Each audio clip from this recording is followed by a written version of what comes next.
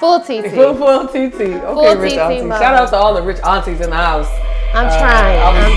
What's up, y'all? This is Harris on the mic. Welcome back to Can We Catch a Vibe? And I'm here with Miss Keisha J. How are you doing today? I'm good. How are you? I can't complain. First, I want to say thank you for coming by and catching the vibe with me. Of course. Taking time out of your busy schedule to do that. Yeah. So, you are a screenwriter, an author, an educator, and a self-labeled thriver, right? Yeah. I love the way you put that. Could you describe to us what you would consider to be a thriver? Some people often say they are a survivor for whatever experience they have gone through and overcame. Mm-hmm. But it doesn't end there. The journey continues. So I say that I am a thriver because I'm still on this journey. Things are yet to come. I don't know what's coming, but I'm here and I'm preparing myself for the next thing. So I'm thriving. You thriving? Yeah, I'm thriving out here. And that's a continuous journey, correct? Most definitely. So when you describe a thriver, you talk about like challenges. Mm-hmm. With this being Heart Health Awareness Month, mm-hmm. What are some of the challenges that have been presented to you through that?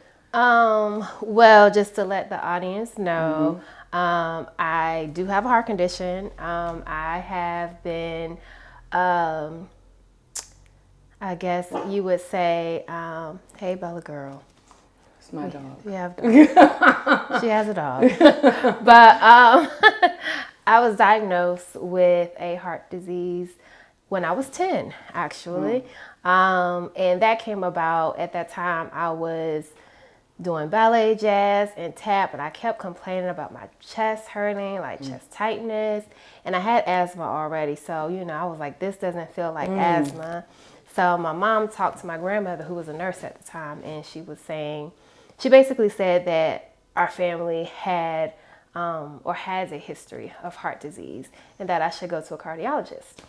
So many tests later, and, conversations with the doctor. Mm-hmm. They diagnosed me with a heart condition. I had to have a procedure done when I was 10. Wow. And after that, I was pulled out of gym. I wanted to play basketball. I wanted to tumble. I was a real tomboy back then. So I wanted to be really, really active, and that was like taken away from me at a young age, and I didn't understand why. So I think that's where my journey began with thriving, like being able to keep going, even though during that time, I don't think I fully understand. I didn't. I know I didn't. Yeah. Mm-hmm. So are you saying like now as an adult, you understand more? As I continue to get older and learn more, I do understand more. Sometimes it can be a little bit scary. I know in my 20s, I was oblivious or just like... I ignored it a lot because I'm in my 20s. Right. I'm living it up. I'm doing all the things. At least I want to, But as I'm getting older and more mature and knowing that I want to be here for as long as possible, unfortunately, I have family members who are now deceased, and it was because of, heart condition, a heart condition that they had, along with other things. Right. I don't want that for me. I want to be able to, thrive into my 40s, which, two of my aunts did not make it to that point. So, I want to be the difference. So, you want to be the difference. Wow, that's something you don't hear all the time. What are some misconceptions that you think people have about those that have a heart disease or a heart condition? Yeah, so I'll say this. The disease that I have is Hypertrophic Cardiomyopathy. It's a mouthful. It is. And a lot of and another condition that I dealt with is called afibrillation or AFib. So the hypertrophic or HCM, that is a condition oftentimes that's very quiet. It's a silent killer. So oftentimes athletes, it was a young athlete. I can't remember where though. He played basketball and he just passed out on the court. And it was later, they later found out that he had HCM. So thankfully, I was being active and I let my mom know what was going on. So they caught it early, because I think that was the same year I was going to start playing basketball. So, things happen for a reason. Right. So to get back to your question, a lot of times I feel like people think of heart disease as an old person's disease. Maybe even white males, which they do often have heart disease, and suffer heart attacks. And that's also another thing that people will automatically associate heart disease with heart attacks. Right. And or maybe even something like a heart murmur. There are a number of heart diseases and conditions, and they vary. Like some of us are very young, such as myself when I was diagnosed at 10, and then some of us, aren't diagnosed until later on, like my father. He was fine up until his late 40s. Right. So, it varies, and it really doesn't have an age group or, a specific race. But of course there are stats that go along with that. So yeah. So I'm glad you brought up again that you discovered that you had the condition at 10. How did that affect your growing up? I know you said that, you were on your way to being in sports after already being a dancer. How did that affect you growing up? It affected me greatly. Yeah. I'll say that on top of being confused and not understanding why I had to be pulled from gym, or like when I played baseball, someone would run the bases for me. Wow. One thing I didn't have to do, I didn't have to run a mile. So I was all right with that. I was like, oh yeah, y'all need some water. Oh, we don't have none. All right, keep going. But other than that, elementary was fine. Middle school was okay. High school, I had to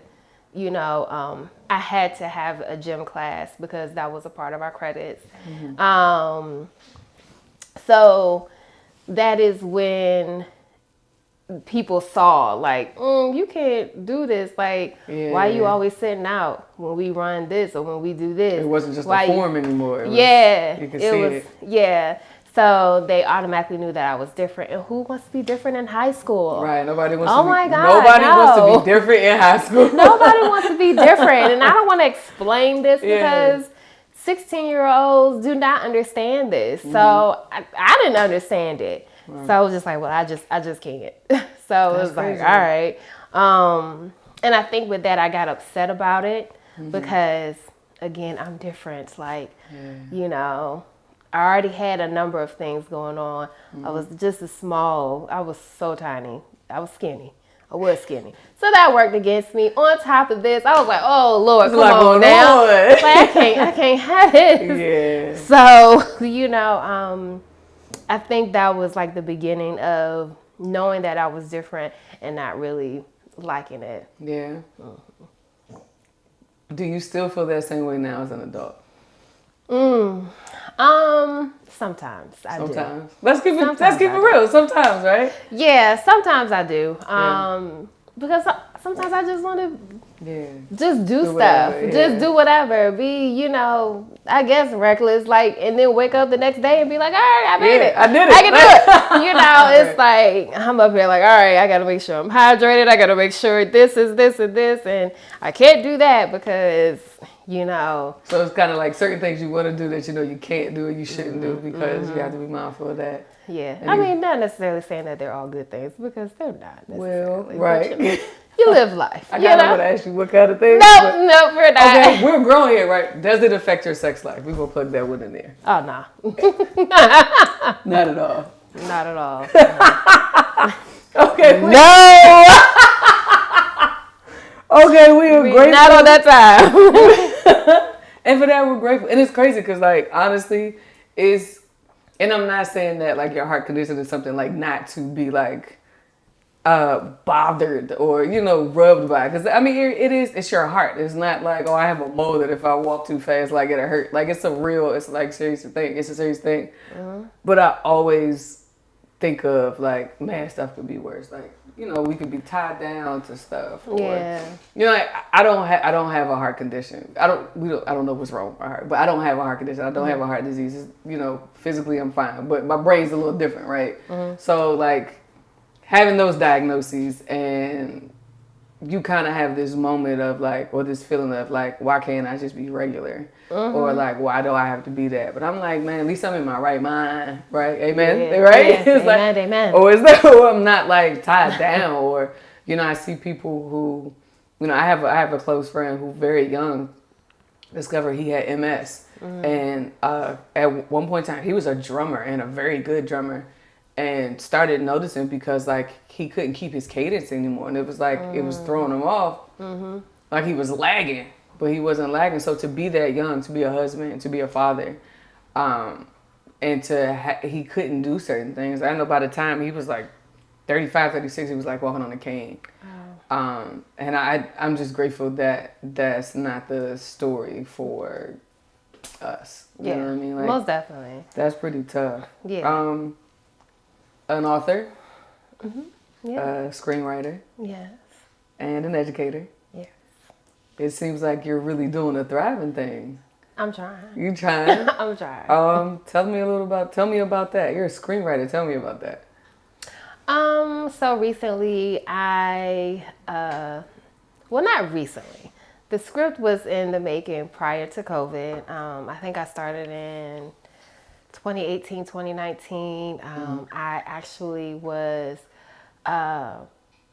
asked if I could write, because during that time I did release a self-published book. Mm-hmm. It's called The Ways of My Heart. It was in 2016. I've grown so much from that time. So, but that was a very important time, and I think I have not grasped that time and appreciated that time, because that was when a lot of the heart stuff was going on. I was very sick, in and out of the hospital. I was angry with God. And you wrote a book. And I wrote a book. And published it. And I published it. I was out there selling, you know, like I was not out the trunk. That's out the trunk. Like, you want a book? $10. $2 for 18. I take $2 off. Yeah, you know. Right. I was out here with it, and I mean, I got great feedback, and it was just something that I wanted to do, and I was able to do it. So they reached out to me, and they are a local. Local director and his team. Shout out to Felix. And much love to you. I know a lot is going on right now. And they just asked, are you interested in writing a script? Mm-hmm. And I said, perhaps. Welcome, Bella. Everybody say hi to Bella. Welcome, Bella. Bells, please sit down. We are not going to do this, girl. I think you're apologizing. We had a moment. We had a moment today, and she's making up. She's making it up. Have a seat. Just sit on down. Okay. Sit down. Sit down. Sit down. Oh my gosh. Sit down. All right. Well, we're gonna move on. Okay. For those who have, children, you all understand that. Right. So yeah, he reached out to me, and I did just an example. Mm-hmm. I had to look up stuff on Google just to see what's the formatting, what does what do these words mean. Mm-hmm. So I did it, and they loved it, and they were like, all right, so this is what we're thinking. And I did it, and that was 2022. It was released. December we did a premiere of Open Secrets, and it was awesome. And we did another one in March. Mm-hmm. And now our film is on Amazon. Amazon Prime. On Amazon Prime. So you have a movie on Amazon Prime. I do. What's it called again? Open Secrets. Is it over there? Is that I think that's it. What is it? Oh my God, how did that happen? We were on time with that. Yeah, we were on time. Shout out to The Squad. It's a really good movie. I think I should check it out on Amazon Prime. Pay the money, support the black folk. Get into it. Let me ask you this: that was a lot, especially as an adult. Like in a matter of years, you're educated and you are an educator, and you wrote a book, you self-published it, and you wrote a movie, premieres, all of that stuff. What keeps you pushing? Like, what keeps you moving? Therapy. Amen. Shout out to all the therapists. Yes, we love you. I mean, that prayer, I know I have family members praying for me as well. Like this past year has also been difficult, not necessarily because of my health, but just other things, life. Yeah. And so I wanted to give up so much. I really, really did. And my therapist was like, you can't. Like, you just can't. And I'm like, it's so unfair. Right. I just want to lay down. I don't want to do this anymore. And she was like, you remember when you were in this situation with your illness and you wanted it to be over and you didn't think that you were going to make it? Like, I literally did not think I was going to make it. Wow. Like, I called. I was trying to get in touch with my mom when my heart rate really just went out of whack, and it was like 200 plus beats per minute. That is not normal. And I really thought I was going to die. And it happened when I was at work, and I told my coworker, I said, just tell my mom I love her. Wow. And they were like, no, you're not, nothing, you're going to stay here. So, and I did not know if I was or not. So considering I went through that, and I made it through. It was a journey. It was. Okay, I'm sorry. But thinking about that and thinking about where I was at the time, she was really trying to make me see that I can do it. Yeah. Like, I can get through it. Like, I'm strong enough to get through this. And, but I was like, Lord, I ain't trying to be I'm not trying to be a soldier. Yeah, just put me, I don't want to be in the front line. Put me in the back passing out Band-Aids. Put me in the back. I'm okay. I've learned all I need to learn. Amen. I will support and pray for other people. Yeah, I'm done. I just want to pass out Band-Aids. If I'm going to be in the army of the Lord, which I always want to be in the army of the Lord, I will take care of the sick and shut in. I don't want to be the sick and shut in. I'm done. Yeah, that front line is mean. It is. So I would assume that all of this has changed, like, your perspective on life. It's still changing. It's still changing. Yeah, it's still some. I cannot say that there's no resentment still left, like that lingers. Yeah. Sometimes like, dang on, mama, like, why didn't my parents have this conversation? Why you ain't ask that man first? Why you ain't say nothing? Just say something. Ladies, check that man's heart history first. Listen, y'all check DNA. No, that's real. XY chromosomes, all those things. Wow. Now you need a full lab before the first date. Do. But yeah, it's just like, wow, like, if we were able to have these type of conversations, a lot could have been spared. It changed my choice about having kids. I don't have any kids. I'm a dog mom. Love my baby, but I don't have any kids, and I chose that because I did not want to willingly and knowingly pass this on in the likelihood that this happens to my child or their child. Right. I could not live with myself. Wow. And knowing how my mom looked helpless. Yeah. It's nothing she can do. Yeah, it's absolutely nothing. I would probably say, like, as a mom, that is probably the worst feeling ever to see. I mean, honestly, to be a human period, to see someone that you love go through and knowing that you can't do nothing but your baby The one that you would take a bullet and shoot back for. Yeah. And it could be as simple as a common cold, but to have, for you to have surgery at 10, my baby's 6, that's, I wouldn't know what to do. Yeah. Shout out to moms. Yeah, most definitely. Most definitely. Mom and dad for holding you down with that. Yeah, so I made that decision. Things like this, and I know there are many of us who are going through things, whether, it's something like a heart condition or, unfortunately cancer, MS, lupus, things like that. And us women and thinking about what we're going to do next. One thing that I did when I hit 30, I was like, oh my God, I'm not married. I don't have any kids. What is going to happen? So I called the doctor. I called my cardiologist. And I was like, look, can I have kids? And she was like, I mean, you can. Explain that. Are you carrying them? And I was just like, oh my God.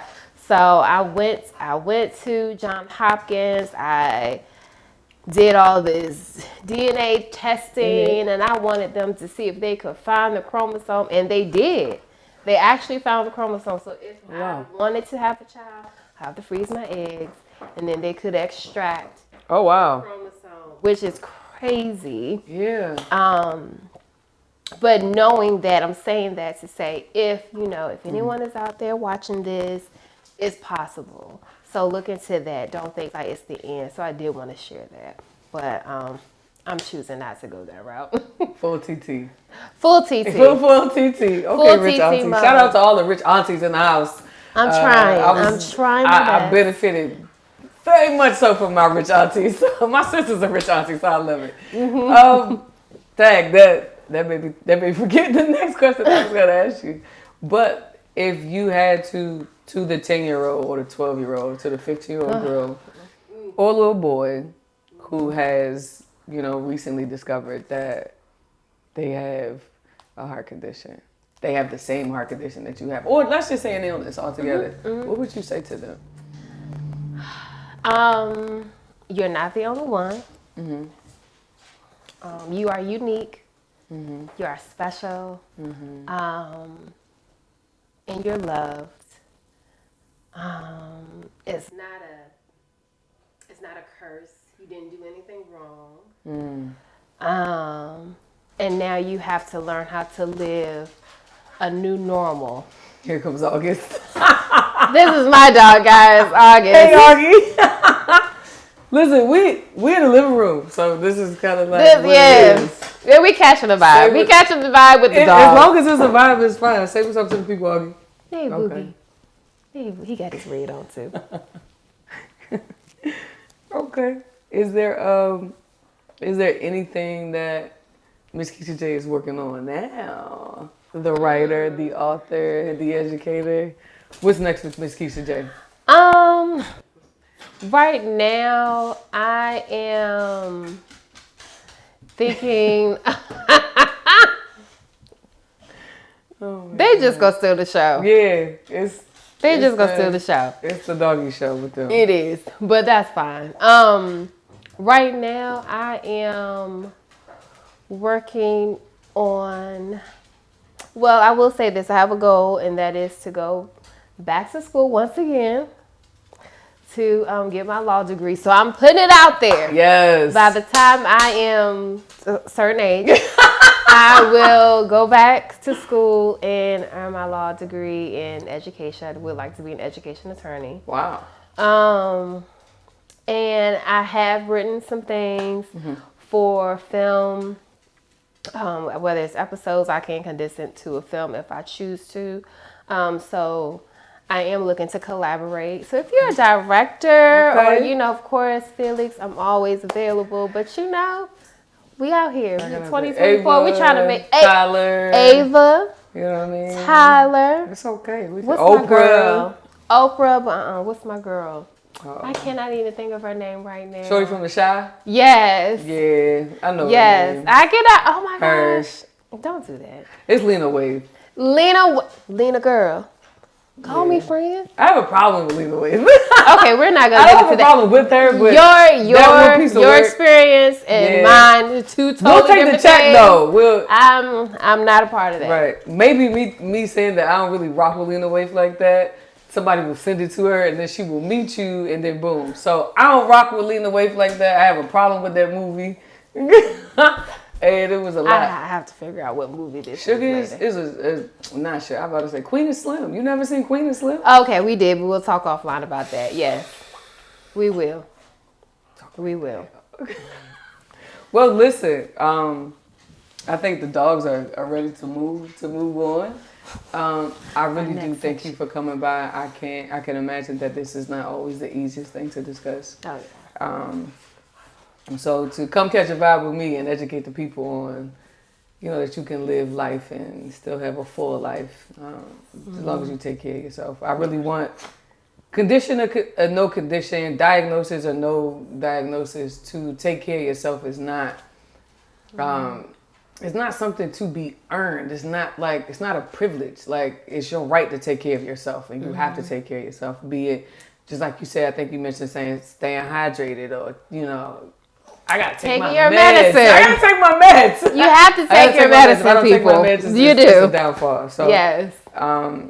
Stuff like that. So I'm glad to have you here, in a sense of you taking care of yourself and you still thriving and choosing to live and not be burdened down by such a thing. So shout out to all the gladiators, to all the warriors that is wearing their red pen with a attention. February is Heart Health Awareness Month. Yes. February 2nd, wear red. Yes. For all of the women who you may not know, you know me now. Period.